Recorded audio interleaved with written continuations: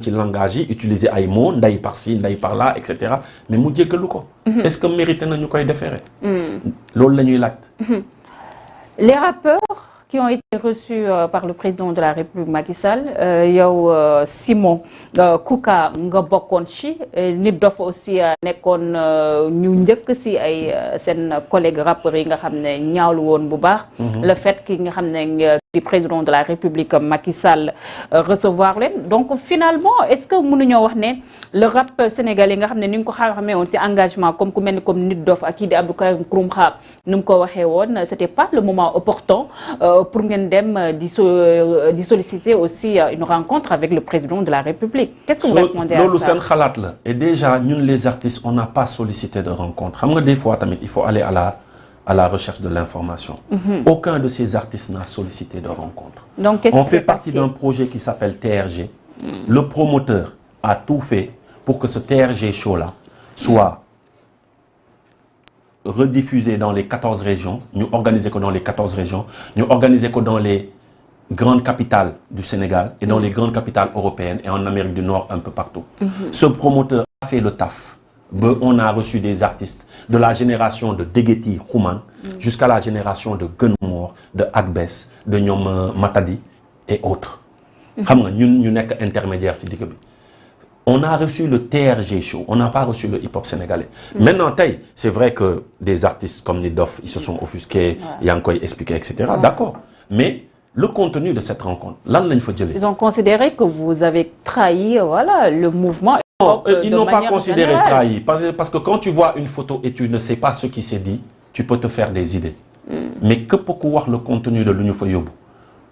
C'est grâce à cette rencontre qu'on a libéré des gens comme Abdou Karim Gueye. Abdou Karim Gueye, déjà, moom si des conférences de presse bi mu doon ŋàññiwaat à ce que rappeur moom dafa jàpp il a le droit. Ces monuments du rap sénégalais dañoo couché si kanami kii di président de la République Macky Sall. Au contraire, il n'était pas là. Mënul wax loolu xam nga jullit du wax loo xam ne fekkee woo ko. Parce que justement ces monuments là, quelqu'un comme Ligeti, le discours qu'il a tenu au président. On a le droit d'être avec toi, on a le droit d'être contre toi. Même Dieu ne fait pas l'unanimité. Tey stabilité réew mi yow yaa ko yor. Tey réew mi bu tàkkee yow la. Réew mi bu giifee yow la. Xam nga le discours qu'on a tenu au président, gëmuma ne c'est un discours que le président a l'habitude d'entendre. Quand on entend ce que Rifou lui a dit, en lui parlant de Kaolack, de sa ville qu'il aime tant, mais que ñu fa fal defuñu fa dara. Xam nga waxee avec le cœur, Mami Victory, Moustapha Dieng, man j'avais pas la parole mais dama siif pour demander justement moi je suis pas en bon terme avec Abdou Karim Gueye mais je lui ai défendu en tant que collègue rappeur ku nekk ci tolof tolof. Il me l'a pas demandé comme il a dit, il a demandé à personne mais on a juste fait notre devoir parce qu'on estime que c'est quelqu'un de la corporation mais on n'a pas parlé que de lui. On a parlé de Ousmane Diagne, on a parlé de Cheikh Oumar Anne, on a parlé de Papito Kara et on a vu que il y a eu un effort qui a été fait parce que quand la demande de liberté provisoire a été introduite, ñu bàyyi leen. On a parlé du statut de l'artiste. Ndiab, depuis jamono yi Ndiaga Mbaye, les artistes, la communauté culturelle se bat pour avoir un statut de l'artiste. Jour boobu noonu, c'est vrai que ce n'est pas sorti sur ce que le tweet de la présidence, mais jour boobu noonu, on a imputé le dossier au ministère de la Culture pour lui dire que le statut de l'artiste, il faut que nous réglions. Tu sais pourquoi? Quelqu'un comme Laba Sossé, c'est le premier disque d'or africain. Ndia bi muy génn àdduna xam nga lan la doon gars yi di def di ko kettal. ñaata artiste la ñu kettal. bu ñu nekkee ci seen lit d'hôpital. mais tey statut de l'artiste. bu ko président signé. ñu appliqué ko. artiste di cotiser pour mutuelle. artiste di cotiser pour retraite. kenn dootu fi nekkati di ket. On rend la dignité à l'artiste. On était des rappeurs mënoon nañu régler rek suñu affaire au fond des cultures urbaines loo xam ne réglé nañ ko parce que c'est passé à 1 milliard parce que quand même le hip-hop fait énormément dans ce pays. tey président de la République à 80% bu déggee président de la République parce que des hip-hopeurs seen deret tourne man en premier.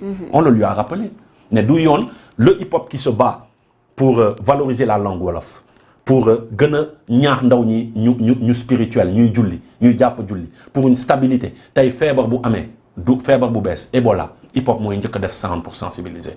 Corona bu ñëwee hip-hop mooy njëkk a def sound def ay caravane paludisme leneen ak leneen ce hip-hop là est-ce qu'il mérite 600 millions alors que les autres ont ay fonds de 1 milliard. Non. Et quand on lui a tenu ce discours, moi-même il s'en est rendu compte et il a dit je décide d'amener le fonds du hip-hop à 1 milliard. C'est un acquis. Le jeune artiste hip-hopper qui est au fond de Kédougou, il ne nous a pas envoyé. Mais ce fonds-là, il peut postuler d'y bénéficier. Tu vois, Kenen ak Kenen connecte ci hip-hop bi un projet, d'y postuler mon bénéficier. Ce sont ces acquis que nous sommes allés chercher. Mais d'un côté aussi, il y a ce piège d'être reçu par le président de la République Macky Sall. Fréquenter quoi, erreur là aussi. Est-ce qu'on l'a fréquenté? Mais il vous a reçu. 1 heure. Pour lui dire des vérités qu'il n'a pas l'habitude d'entendre. Monsieur le Président, ce pays est dans des tensions. Je ne sais pas si on vous le dit, mais ça bouillonne de partout. Libérer les activistes. Nous libérer. Le statut de l'artiste, nous qui sommes culturels. Le budget de la culture. Pourquoi pas faire des morceaux comme mais on a fait des morceaux, on n'a pas été attendu. Je te donne un exemple. On a fait des morceaux, on n'a pas été attendu. Il y a eu des marches pour la libération de Nyom Pape Alé. Il y a eu des plateaux de télé, des plateaux partout. Niti dem nañu fu ne fëgg rencontrer premier ministre, rencontrer ministre, rencontrer magistrat, ay procureur pour leur libération. Mais xeyna yalla ci ñun ak ci audience bobu lako jaarale. Affaire bi sorti. Il faut juste comprendre ça comme ça. Tay, on est allé lui dire tay situation de bi. Il faut que tension yi wañéku.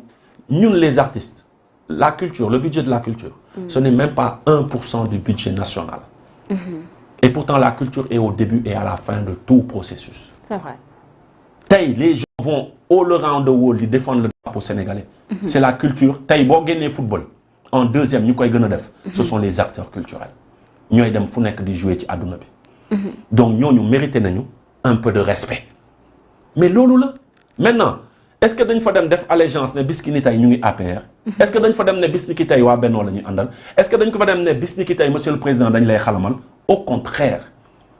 Donc, il faut que les gens évitent de présenter les choses d'une manière. Gars, dañu dem, maintenant dañu lokolo ak gars. Ce n'est pas vrai. Quand duma nek fi di nan damay plaider pour Mortal. Duma nek fi di nan damay def ay centre pour la vie chère.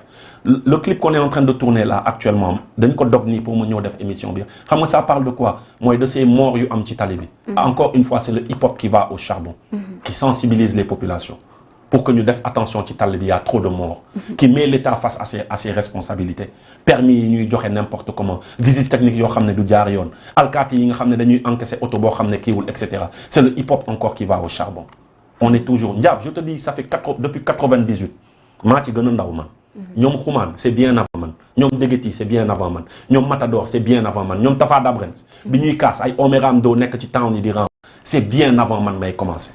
Mais man rek je suis à 25 ans de carrière bo xamné tay depuis 98 ma ngi kassal réewum. C'est pas aujourd'hui que je vais changer de veste. C'est pas aujourd'hui que je vais changer de discours. C'est pas aujourd'hui que mon ton va changer. Donc ce que les gens croient que c'est une rencontre. Mais une semaine avant cette rencontre, moi j'ai rencontré Barthélémy Diaz. Donc quand on rencontre Barthélémy Diaz, c'est bien parce que c'est l'opposition. Ah, c'est pour l'opposition. Il y a 2 mois, j'étais à Ziguinchor. J'ai été reçu par le président Ousmane Sonko. Donc quand il nous reçoit truc. Donc de la même manière, Bimay Tahoe dit recevoir, on parle du Sénégal, dit en audience avec Bart, dit parler des cultures urbaines et de la maison des cultures et du fonds pour la maison des cultures urbaines pour que formation y yok. Mais c'est de la même façon la nuit talk à président le fonds des cultures urbaines de Fondao, le statut de l'artiste, il est temps que mon une réalité. Tay, tout ce qui est droit d'auteur, droit voisin, il est temps qu'on l'applique parce que nous nous djangalwa Burkina tay raw nañu. Ñun ñoo djangalwa Mali tay raw nañu. Droit voisin yoy, il faut que nous commencer ñu koy fayeku. Moy taxe yi nga xamné tay auto bu duggé douane, il faut que taxe bobu non parce que auto bobu dafa am lecteur CD, am lecteur clé USB, ordinateur bu fi dugg am disque dur, am lecteur. Il faut que taxe yoy non artistes yi ñu koy tay ku def tube soxla wo sax état di la jappalé kon boba ay TRG show ni duñu soxla demander audience au président. On sera plus riche que ces ministres et ces députés que tu vois. Mais de fait, les gens, ils veulent empêcher ça à la musique sénégalaise. Et c'est pas que les rappeurs, je parle de toute la musique. On a plaidé pour toute une... Les acteurs culturels, parce que le statut de l'artiste, les acteurs qui ont une série télévision, artistes peintres, tout le monde tibire. Mais quand le président reçoit les journalistes, c'est normal, il n'y a pas de souci. Quand on reçoit les baïkats, c'est normal. Quand il n'a pas le droit de recevoir les rappeurs, ils n'ont pas de problème dans leur secteur. Il n'y a pas des frères rappeurs qui sont malades et qui n'arrivent pas à se soigner. Tu sais pourquoi? Parce que le statut de l'artiste n'est pas une réalité au Sénégal.